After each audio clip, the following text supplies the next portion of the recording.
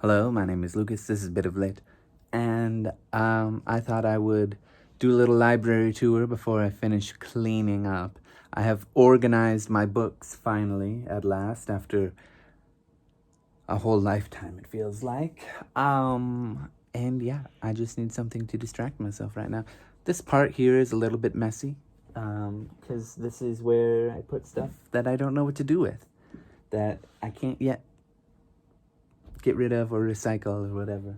Anyway, first things first, Kindle. I read primarily on this, pretty much mostly what I read. Also books, of course, from work, which those are over there. I have to return them after the holiday. Let's just move this out of the way. This I bought before I got caught up in some reading challenges. It's been a couple months now. What does this say? Oh, I had it upside down. Music, comma, is the greatest happiness in life. Listen to a song and you know music. No, period. This is just sheet music. I never used it. I'm glad I only bought one. I do plan to use it. Mostly, I guess, when I do try to do things, it's on my computer on MuseScore 3, which is a free program. But I haven't really messed with music in a while because of the reading challenge. And last month, the new term started and it was a bit wild. And I just haven't gotten back to it. And yeah, I had planned on starting today, actually. So maybe I got to review things that I was looking at last time. And I might use this. Who knows? These are a bunch of notebooks with a whole bunch of different things. Different notes on different things. These are all my children's books in Chinese. Can't read all of these words. Wo de xiao go, my dog, my puppy. This one I don't know. Fearless Envoy, I think this is a little bit, yeah. I should be able to read that had I been keeping up with my Chinese studies, but I haven't. We'll look at that book in a second. An Old Horse Makes the Best Guide. These are English names, of course. Sha'ar Nian, I can't remember this one. I don't know. This is about the Chinese zodiac. Again, Chinese New Year. Bao Zheng in the Case of the Cow's Tongue. Niu something. Yeah. Xiao He, a blessing and a curse. Yeah, cute. A brave daughter. What is this one? Borrowing arrows from your enemy. I think this has got to be from the Romance of the Three Kingdoms, because there's this part where they put their boats out during this like foggy day and put these sort of scarecrows basically, so it looks like there are people on the boat, and they shoot arrows at the boat and the boats come back, and now they've got the arrows that the enemy had. Really brilliant, amazing tactic. Wrong. Little mystery there. Two children seeking the Joy Bridge. 两个上天的孩子. I don't know if I said that right, but pinyin is up there. Yeah, I should be able to read these, and I should have way more, but my girlfriend is Chinese. She wanted to practice English, and I just never spoke Chinese again. So I'm actually much worse than I used to be. I used to be able to read some of these. Okay. This is a frequency-based HSK vocabulary thing for HSK 1 through 3 for HSK for learning Chinese. They're revamping it, from what I understand, from having 6 levels to having 9 levels. So that should be interesting. Here are a whole bunch of books I never used, but I think I will. Let me separate these. This is Developing Chinese Elementary Comprehensive Course. How much did I pay for this? I don't know. I never used this because it was, I think, the first book that I bought to learn Chinese, and then I found others. These I also bought. Yeah, I bought these with Developing Chinese Elementary Comprehensive Course. all these new practice Chinese reader. We've got the workbook, the Chinese characters workbook, the tests and quizzes, the companion reader, and the textbook itself. Never used them. Covers a lot of the same stuff, but with extra stuff to practice with. Never did it because, again, I started dating my girlfriend and speaking less Chinese, even though she is Chinese. All right, these things I actually did use. Mostly these two. These are the first and second HSK books, standard course book. And it's a lot of basic conversation stuff. I remember mostly stuff that's in the first one, and I can still read characters from the first one. I vaguely remember things from the second one, and I can read a few of the characters still. I can't really remember how to speak as well, or when I hear Chinese as well. But if I see a character, that means this and all that. And then of course there is HSK 3, which I started and then stopped for reasons already mentioned. Okay, and the gray thing is the workbook, standard course book, standard course workbook. Okay, cool. Let's get to the English books, shall we? Let's start with actually the Chinese books. These are Outlaws of the Marsh, volumes 1 through 4. They have different art on them. It's a very crazy story about like 100, how many people is it? Here's the other art. Let's see, let's just read the back of it. China's great classic novel, Outlaws of the Marsh, or The Water Margin is another name for it. Written in the 14th century, is a fictional account of 12th century events during the Song dynasty. One by one, over 100 men and women are forced by the harsh feudal officialdom to take to the hills. They band together and defeat every attempt of the government troops to crush them. Within this framework, we find intrigue, adventure, murder, warfare, romance. In a connected series of fascinating individual tales told in the suspenseful manner of the traditional storyteller. This is my least favorite of the 4 traditional, like, famous novels. There's Journey to the West or The Monkey King, which is probably my favorite. Sun Wukong is hilarious. And I just love that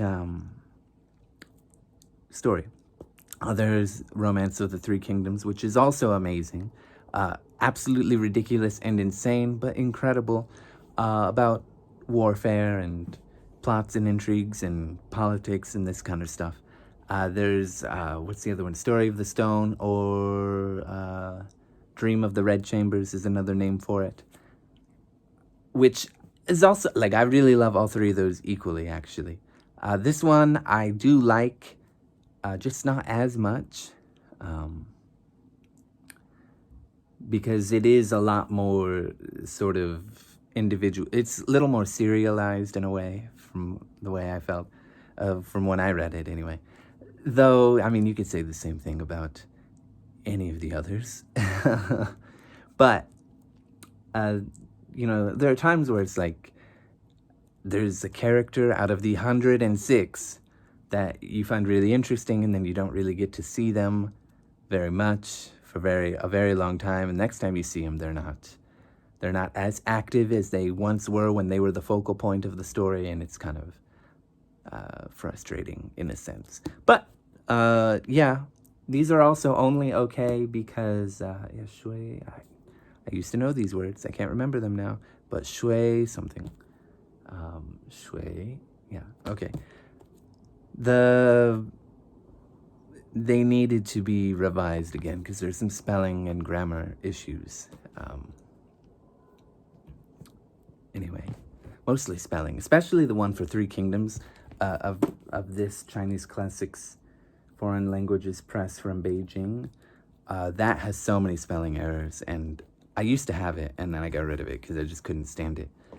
Okay, so let's just take a whole bunch out. To Kill a Mockingbird, 2 copies. I think this one my girlfriend bought for me. No, my friend. I bought this for my girlfriend. And my friend got this for me. That's right. Classic. Nothing else really needs to be said. To Kill a Mockingbird. The Federalist Papers I bought a long time ago. I can't remember what Trump did that made me want to buy this. But I did buy it. I haven't read it.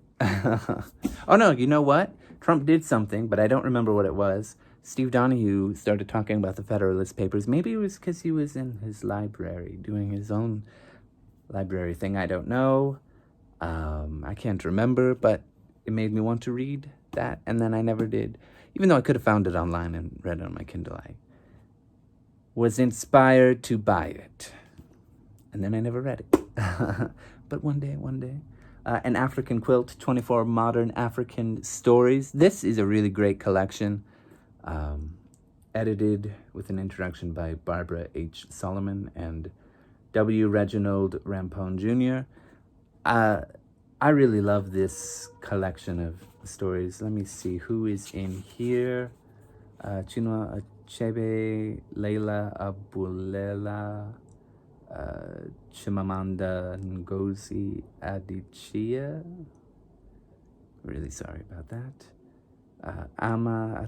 I'm just going to show you these so I don't say them all wrong. It's a bunch of different stories from different people from different nations in Africa. And some of them are just fine. They don't really move me in any way.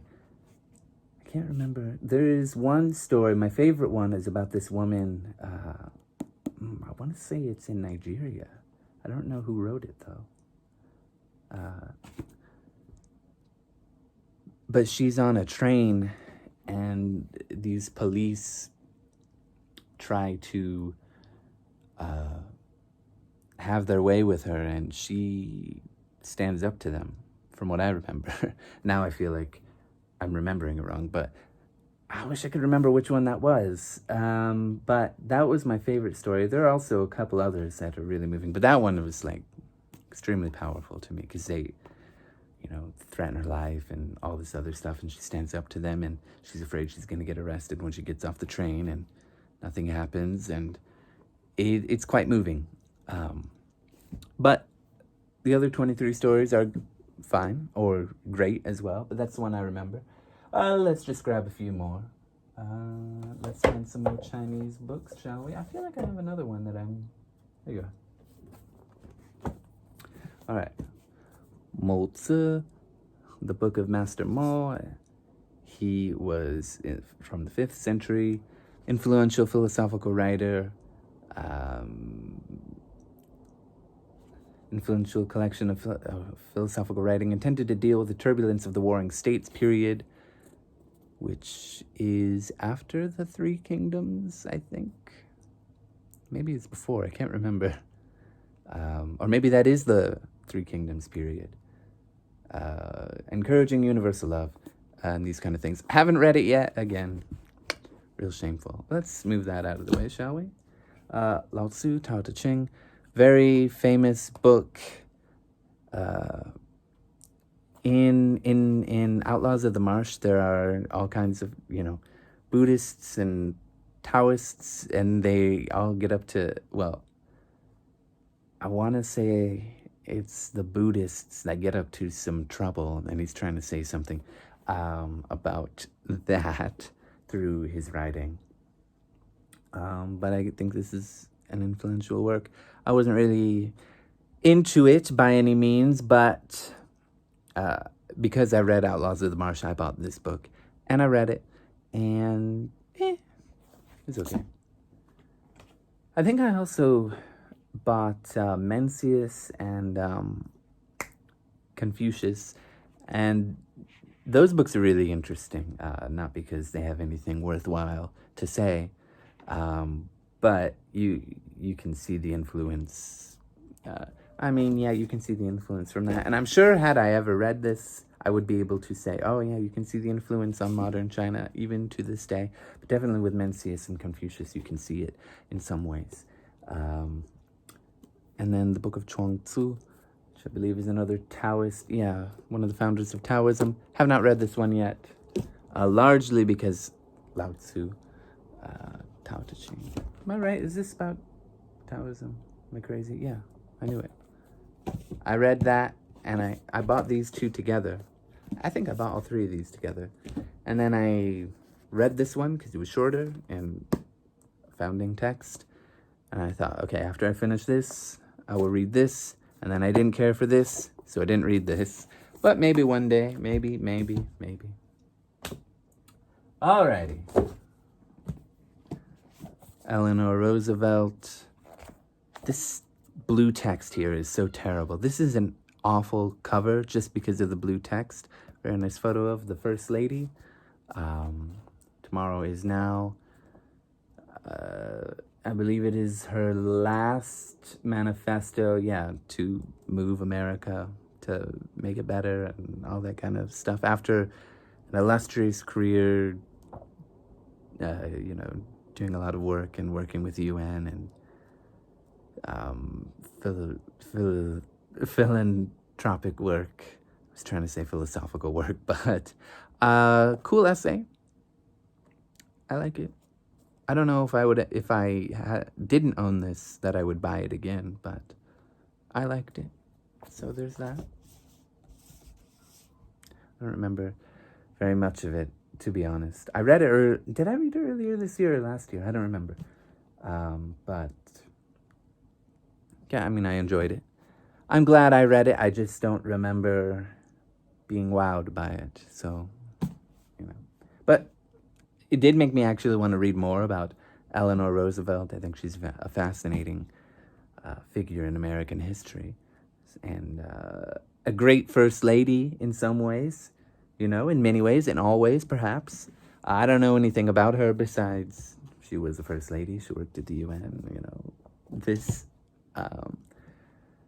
because I'm not well read on my history, unfortunately, but George Orwell, 1984. I've made many videos talking about this classic, horrifying book with a little bit of hope at the end.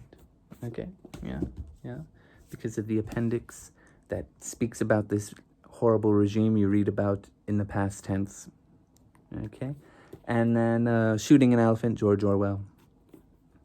This is a collection of his essays, one about shooting an elephant, things of the past, confessions of being a book reviewer. There's one about language, him looking back at the Spanish Civil War, Charles Dickens, which is a great essay about why he's so popular and what about his writing works. Oh my gosh. Boccaccio, Giovanni Boccaccio, the Decameron, 10 stories a night, 100 stories in total, all really, well, not all of them are great, but all fascinating. I mean, it is an amazing work. I read it earlier this year because of this year. I thought it might be fitting, and it was a welcome literary adventure. I love this book, and I recommend you check it out. Okay. It's about where are they from? Florence? These people during the Black Plague who leave the city to hang out in the countryside, and every night everyone tells a story to laugh or be afraid, or it's an amazing exploration of humanity in some ways. All right, here is a big pile of books. All of them are Virginia Woolf. I've read a couple of these. Let's see, Virginia Woolf, Orlando. I have not read it yet. Selected short stories. I did read that. I liked the short stories very much. Mrs. Dalloway. I have praised Mrs. Dalloway so many times, and I will continue. You can see that I definitely read this one because the spine is a little creased. To the Lighthouse, Virginia Woolf. Haven't read it here. Read it a long time ago. Really like it. The Waves. Haven't read it yet. Between the Acts. I was actually going to get to it next after I finish War and Peace, which I have right over there, right in my face, right where I put Boccaccio. A Room of One's Own and Three Guineas. I have read A Room of One's Own as well. Not Three Guineas, no idea what it's about. But yeah, I can't go wrong with Virginia Woolf. She is the queen of literature, one of the many. And yeah, quite excited to reread all of these, including Mrs. Dalloway, because I love it so much. Don't want to put those on the floor. Oh, I'm going to have to put all these back. So sad. All right. Phantom of the Opera. That was painful. Just hit my elbow. Absolutely wild story. By Gaston Leroux, who was a theater critic and would have heard a bunch of these kind of stories, but especially about an opera house that he based a lot of these events on, and claimed this was true. A lot of the events of this were true, I guess, from what I've read about it. Anyway, it's fun. Okay, 2 classics. Mary Shelley, Frankenstein. I will read it later this month, given the month. Really tragic story about creation, essentially, and man playing as God, and all kinds of things. Wonderful story, really heartbreaking. So yeah, there's that. Moby Dick, also wonderful, far more moving than Frankenstein, in my opinion, in some ways. But Frankenstein is more entertaining throughout than Moby Dick, but there are still entertaining, the parts that are entertaining here. It's more thoroughly entertaining, Frankenstein, than Moby Dick. But this is just a wild book of revenge, and it is crazy. It is absolutely wild. Let's put it that way. Okay, shall we? I did already. Okay. Terry Pratchett, Raising Steam. This is the first Discworld book I ever read. It is the 40th one? I don't know. It was really funny. It was one of the first fiction books I've ever read that has all these footnotes at the bottom. It seemed, I didn't quite understand why Discworld was so loved because of this book. And then I found out later that this was near the end of Terry Pratchett's life, which was unfortunately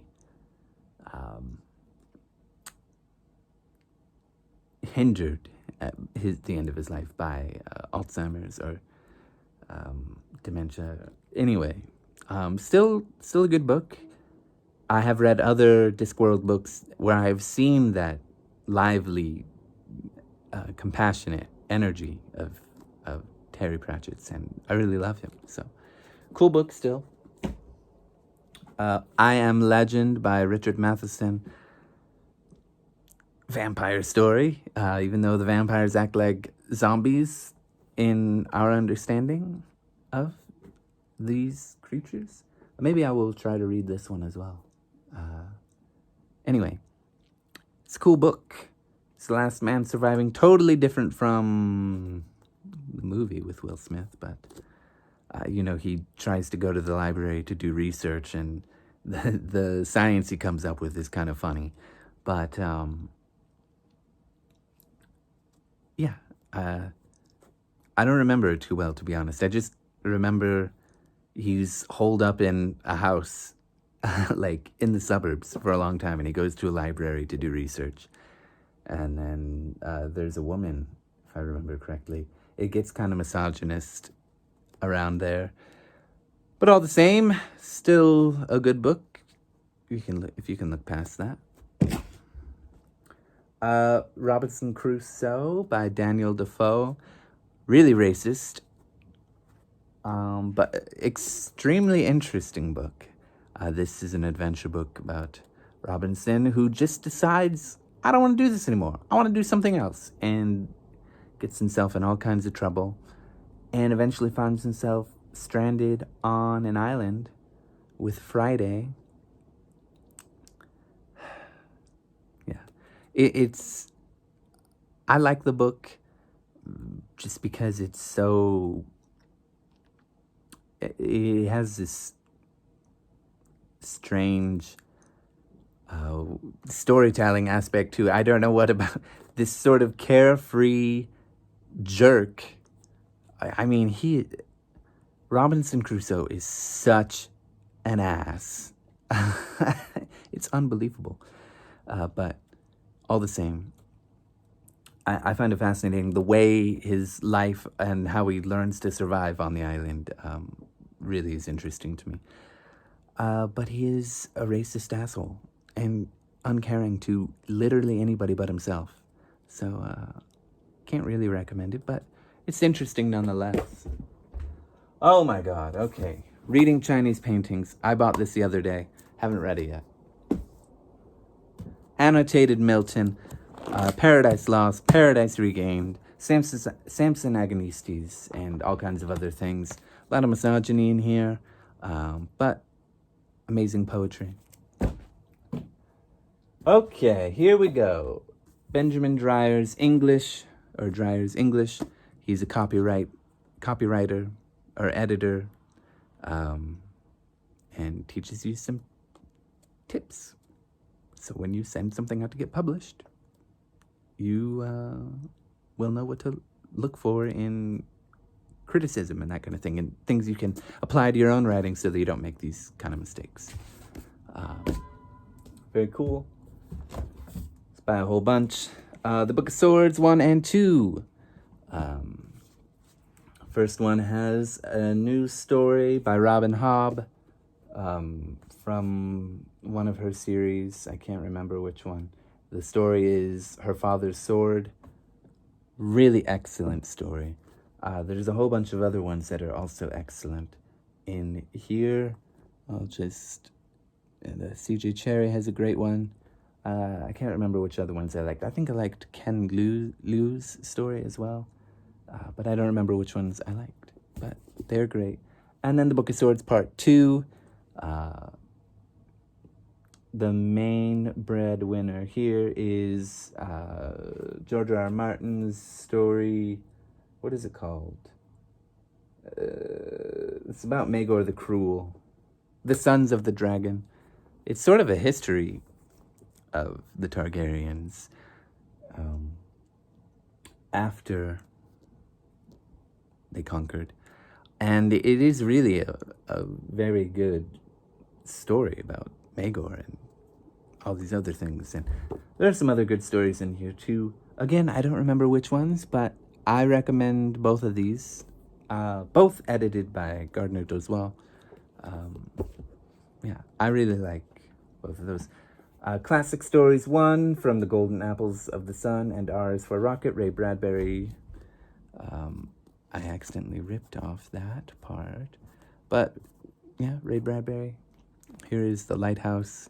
Here's the creature looking at the lighthouse. Is that what it's called? I think it's what it's called. The foghorn, not the lighthouse, the foghorn. This is an image from the foghorn. And it has a whole bunch of other stories in here, of course. The Rocket Man, Frost and Fire, The Meadow, other things. Anyway, Of Mice and Men, a classic labor story by John Steinbeck. Very tragic. No need to go into it any further. Of course, we have Mouse by Art Spiegelman. Complete Mouse. Look at all of that. Really wonderful retelling of his father's time during World War II. Very tragic. J.R. Tolkien's The Hobbit with these beautiful drawings in here. Oh my God. Some of them color, some of them not. Absolutely amazing. The Hobbit with Bilbo Baggins. Good fun. Okay.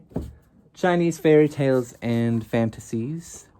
This is, I feel like, what is going on here? Did I kill a bug with this book? I don't know. I see a bug shell. That's no good. Anyway, this is a whole bunch of different ghosts and souls, okay? The Black General. Whole bunch of different kinds of stories. Women and wives, okay? Folklore and that kind of thing in here. I've got hair going in my face. That's a good book. I like it. I haven't read all of it. I've read maybe half of it. Don't forget. Yeah, that's right. Christendom Destroyed by Europe, 1517 to 1648. My God, the Lutheran Reformation, the Protestant Reformation, did a lot of bad things. A lot of bad things happened because of the Protestant Reformation. Okay, an anthology of Chinese literature. I've read a couple poems from here. This is, God, 1,000-something pages I've read. 50? I need to get through this. A lot of great poetry. The problem is it's so, it has so many... Every poem I've read in here I've enjoyed or, thought, that's okay. I can see why this might be appreciated if I understood the Chinese, and contextually speaking, because every poem is put in context of, you see this prose part before the poetry. I can see why it fits this theme and why it might be selected for these things. But it is sort of a daunting task to absorb all of this. But, it's poetry, mostly. It's not meant to be just poured over constantly. Though I suppose in China that's kind of what happens. Oh, here's a mess back here too, honey. Okay, something I have read through quite a bit, the Norton Shakespeare, based on the Oxford edition, the second edition. I almost went with the third one, but this was like a third of the price, so yeah. I've read quite a bit of this. The introduction is great to inform you about Shakespeare's time, and there's an introduction to every play and the poetry and all different kinds of things, and yeah, I like it a lot. Anyway. Oh my God. I'm gonna have to put all this back and I'm gonna be mad. Let's just do all this at once. Here we go. The Chinese poetry thing was a Norton Critical edition. And these are my other Norton Critical editions of English poetry. Robert Browning, Lord Byron, John Keats. Is that his name? I forgot. Or not Joshua. I don't know why I thought that. John Keats, Walt Whitman in the middle there, William Wordsworth, and Samuel Taylor Coleridge. All their poetry. I've read all the way through half of these books. And then the other three, let's see. I've read this one many times. I've read this one... Oh, no. 4 of these books. And then I've read through these 2 for Byron and Robert Browning, but never quite finished every poem and all the different critical apparatus in the books. But I've read through a lot of them. I really love poetry, especially these poets. And that would be everything I have in terms of books here that I own. And that's it. My favorite of these, surprisingly, is not Walt Whitman, even though I've made many videos. It is not Walt Whitman. Start putting these back. It is actually Robert Browning, though I do prefer his wife. All right, I prefer Elizabeth Barrett Browning. Robert Browning is absolutely brilliant and very playful, and he, unlike Walt Whitman, who I love, he just sort of breaks the mold completely and forms his own identity, so to speak. In some ways, I feel like he's traditional, but he does do his own witty, clever things in his poetry. So yeah, that's it. Thank you. Goodbye.